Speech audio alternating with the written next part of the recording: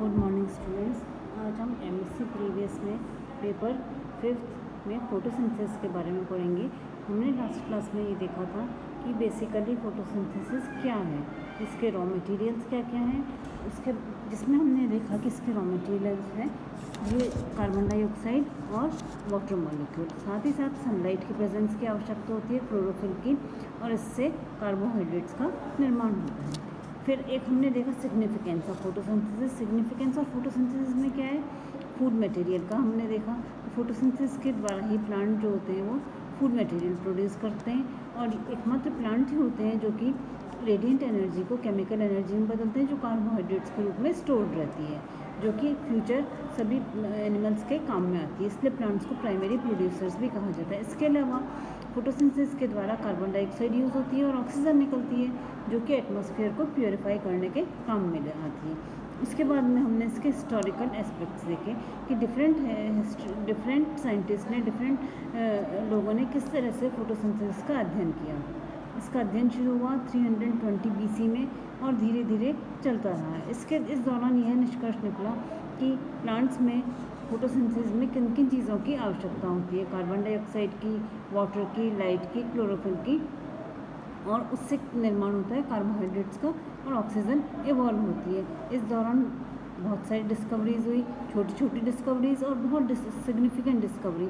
जैसे significant discovery में अगर हम देखेंगे तो ब्लैकमैन के द्वारा डार्क रिएक्शन को खोजा गया, हिल के द्वारा लाइट रिएक्शन को खोजा गया, और इस दौरान इनमें जो इम्पोर्टेंट डिस्कवरीज थी उसके लिए नोबेल प्राइज़ भी मिले, जैसे कि जिन साइंटिस्ट ने फोटोसिंथेटिक रिएक्शन सेंटर को क्रिस्टलाइज किया और फोटोसिंथेसिस के बारे में इम्पोर्टेंट चीज़ों को बताया।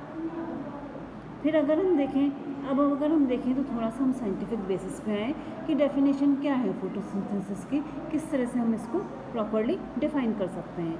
तो फोटोसिंथेसिस में क्या होता है, फोटोसिंथेसिस में ऑर्गेनिक कंपाउंड्स जैसे कि कार्बोहाइड्रेट्स का सिंथेसिस होता है। इस कार्बोहाइड्रेट से ग्लूकोज का सिंथेसिस होता है ग्रीन प्लांट्स के द्वारा, सनलाइट की प्रेजेंस में और कार्बन डाइऑक्साइड और वाटर की सहायता से। इस प्रोसेस के दौरान जो रेडिएंट एनर्जी होती है वो केमिकल एनर्जी में बदलती है और वो कार्बोहाइड्रेट्स के रूप में स्टोर्ड रहते हैं।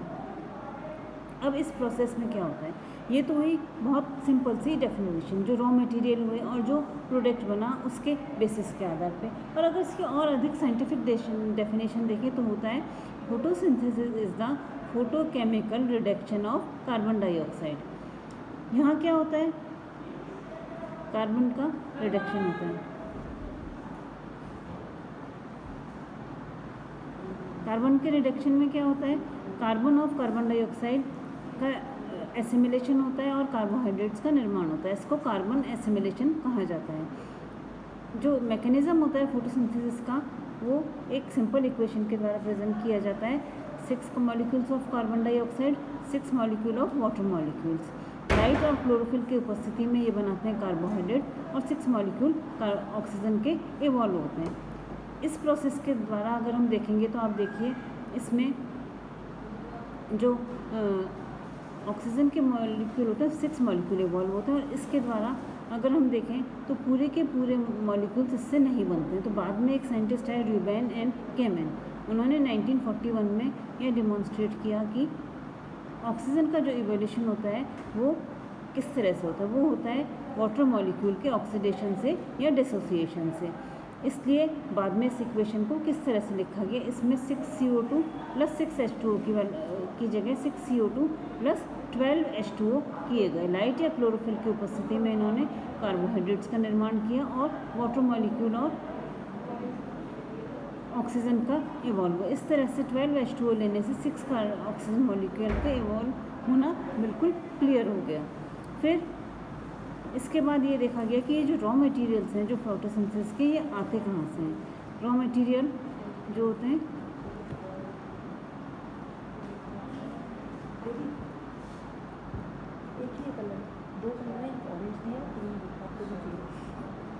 ये जो रॉ मटेरियल्स होते हैं, अगर हम देखें तो रॉ मटेरियल में जो कार्बन डाइऑक्साइड जो होता है वो एटमॉस्फेयर से आता है। एटमॉस्फेयर में लीव्स के स्टोमेटा से आता है, जबकि वाटर जो होता है वो सॉइल के द्वारा रूट से आता है, और जो लाइट है वो सन से सनलाइट जो होती है वो हमको प्राप्त होती है। क्लोरोफिल जो होता है वो क्लोरोप्लास्ट में पाया जाता है। क्लोरोप्लास्ट में जो कि मीजोफिल और लीव्स की मीजोफिल में पाए जाते हैं। ये हुई बात टेरेस्ट्रियल प्लांट्स की। एक्वेटिक प्लांट्स में जो कार्बन डाइऑक्साइड होती है वो वाटर में से आती है। यहाँ ये डिजॉल्व फॉर्म में पाई जाती है और 0.3% से ज़्यादा होती है।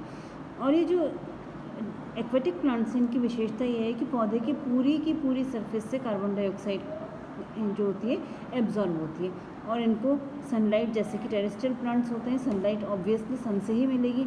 और इसमें जो क्लोरोफिल पाया जाता है, हमने देखा है कि टेरेस्ट्रियल प्लांट्स की तरह से ही एक्वेटिक प्लांट्स की भी लीफ में क्लोरोफिल प्रेजेंट होता है। जो एक्वेटिक प्लांट्स होते हैं, साथ ही साथ ये देखा जाता है कि एक्वेटिक प्लांट्स होते हैं उनमें फोटोसिंथेसिस ज़्यादा होता है, जिसके कि कारण ज़्यादा कार्बोहाइड्रेट्स की उत्पत्ति होती है। इनके पीछे क्या रीज़न है?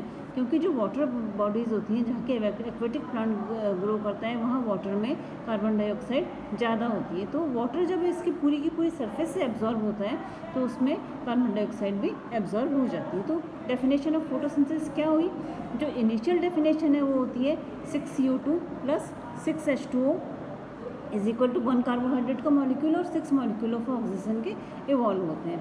तो 6 मॉलिक्यूल, लेकिन धीरे धीरे देखा गया कि जो 6 मॉलिक्यूल ऑक्सीजन के वो अगर 6 मॉलिक्यूल ही वाटर के हों तो उनसे पूरी तरह से नहीं मिलते। फिर इसके बाद ये देखा गया कि अगर ये 6 कार्बन डाइऑक्साइड और 12 H2O होंगे तो एक कार्बोहाइड्रेट और 6 H2O मिलेंगे और 6 ऑक्सीजन के मॉलिक्यूल इवॉल्व होंगे। इसलिए जो फोटोसिंथेसिस की रिएक्शन है उसमें 6 H2O नहीं होकर 12 H2O होते हैं और 6 H2O हमको दोबारा प्राप्त हो जाते हैं, 6 मॉलिक्यूल ऑफ ऑक्सीजन के इवॉल्व होते हैं। फिर ये देखा गया कि रॉ मटेरियल्स कहाँ से आते हैं, वो हमने देख लिया, CO2 एटमॉस्फेयर से, H2O सॉइल से, और क्लोरोफिल और सनलाइट। इसी तरह से एक्वेटिक प्लांट्स में भी होता है। फिर इसके बाद ये देखा गया जो फोटोसिंथेसिस है वो एक केमिकल प्रोसेस है। कैसे? फोटोसिंथेसिस का अगर हमने देखा था, अभी साइंटिफिक डेफिनेशन देखेंगे तो photosynthesis is the photochemical reduction of carbon dioxide. मतलब कार्बन डाइऑक्साइड रिड्यूस होकर कार्बोहाइड्रेट बनाती है जो कि डार्क में होता है, इसलिए इसको कहते हैं प्रकाश रासायनिक अभिक्रिया। Photosynthesis is the photochemical reduction of carbon dioxide. Carbon dioxide reduce होकर कार्बोहाइड्रेट का निर्माण करता है। अगर हम डिटेल में जाएँ तो फोटोसिंथेसिस क्या है? फोटोसिंथेसिस एक केमिकल है जिसमें कि ऑक्सीडेशन एंड रिडक्शन दोनों होते हैं, जिसमें कि वाटर मॉलिक्यूल ऑक्सीडाइज होकर कार्बन डाइऑक्साइड बनाता है और कार्बन डाइऑक्साइड मॉलिक्यूल रिड्यूस होकर कार्बोहाइड्रेट बनाता है। अब आप इस रिएक्शन में देख रहे हो H2O जो है वो O2 में बदल रहा है, मतलब ऑक्सीजन इवॉल्व हो रही है और ऑक्सीडेशन हो रहा है, और कार्बन डाइऑक्साइड जो है वो कार्बोहाइड्रेट में बदल रहा है, मतलब इसमें एक H मॉलिक्यूल आ रहा है और रिडक्शन हो रहा है। तो इस तरह से इसमें ऑक्सीडेशन और रिडक्शन होता है। तो इसके बाद रिडक्शन जो होता है कार्बन डाइऑक्साइड का कार्बोहाइड्रेट में, उसके लिए हमको एनर्जी की ज़रूरत होती है, उसके लिए उस प्रोसेस में एनर्जी की ज़रूरत होती है, जो कि एसिमिलेटरी प्रोडक्ट्स ATP और NADPH2 से मिलते हैं। जो रिडक्शन होता है कार्बन डाइऑक्साइड का वो डार्क में होता है, अंधेरे में होता है, इसलिए इसको डार्क रिएक्शन कहते हैं। जबकि जो एसिमिलेटरी पावर या NADPH2 का निर्माण होता है वो हमेशा NADPH2 का निर्माण जो होता है वो हमेशा लाइट में होता है, इसको लाइट रिएक्शन कहते हैं। इसलिए जो फोटोसिंथेसिस होता है इसका हम मैकेनिज्म आगे डिटेल में पढ़ेंगे। जो फोटोसिंथेसिस होता है उसमें 2 स्टेप्स होते हैं, एक होता है लाइट डिपेंडेंट फेज और एक होता है लाइट इंडिपेंडेंट फेज या dark phase. Light dependent phase होता है उसमें लाइट की आवश्यकता होती है। एक फोटो केमिकल रिएक्शन है या प्रकाश रासायनिक अभिक्रिया, या इसको प्रकाश अभिक्रिया भी कहते हैं, या इसको हिल रिएक्शन भी कहते हैं, क्योंकि इसकी डिस्कवरी सबसे पहले हिल के द्वारा की गई थी। फिर दूसरी होती है लाइट इंडिपेंडेंट फेज। इस फेज को लाइट की आवश्यकता नहीं होती, इसलिए इसको केमिकल डार्क रिएक्शन या डार्क रिएक्शन और ब्लैकमैन रिएक्शन भी कहते हैं। ब्लैकमैन रिएक्शन इसलिए कहते हैं कि इसकी खोज सबसे पहले ब्लैकमैन नामक साइंटिस्ट ने की थी। तो अब अगर हम फोटोसिंथेसिस को नटशेल में देखें, जो कि हम आगे पढ़ेंगे, तो यहाँ देखिए सनलाइट है और हमको सबसे पहले जो इसमें प्रोसेस होता है वो होता है photolysis of water. Photolysis of water के द्वारा जो वाटर होता है अपने कॉन्स्टिट्यूएंट्स में टूट जाता है, ऑक्सीजन इवॉल्व होती है। इसके बाद होता है नॉन साइक्लिक और साइक्लिक फोटोफॉस्फोराइलेशन। इसके द्वारा निर्माण होता है ATP और NADPH2 का। ये ATP और NADPH2 होते हैं, ये केल्विन साइकिल को में चले जाते हैं। केल्विन साइकिल डार्क रिएक्शन कहलाती है। इसमें RuDiPyrrolose डाइफॉस्फेट कार्बन डाइऑक्साइड ग्रहण करके NADPH2 की उपस्थिति में निर्माण करता है फॉस्फोग्लिसरिक एसिड का और लास्ट में बनते हैं कार्बोहाइड्रेट्स। ये प्रक्रिया होती है स्ट्रोमा में। तो इसमें देख रहे हैं हम फोटोसिंथेसिस में 2 रिएक्शन हो गई, लाइट रिएक्शन और डार्क रिएक्शन। लाइट रिएक्शन में निर्माण हुआ ATP और NADPH2 का, और जो ATP और NADPH2 बनी वो केल्विन बेंसन साइकिल में कार्बोहाइड्रेट्स का निर्माण करती है। तो इसके बारे में हम डिटेल में मैकेनिज्म ऑफ फोटोसिंथेसिस में पढ़ेंगे, जो कि हम नेक्स्ट क्लास में पढ़ेंगे।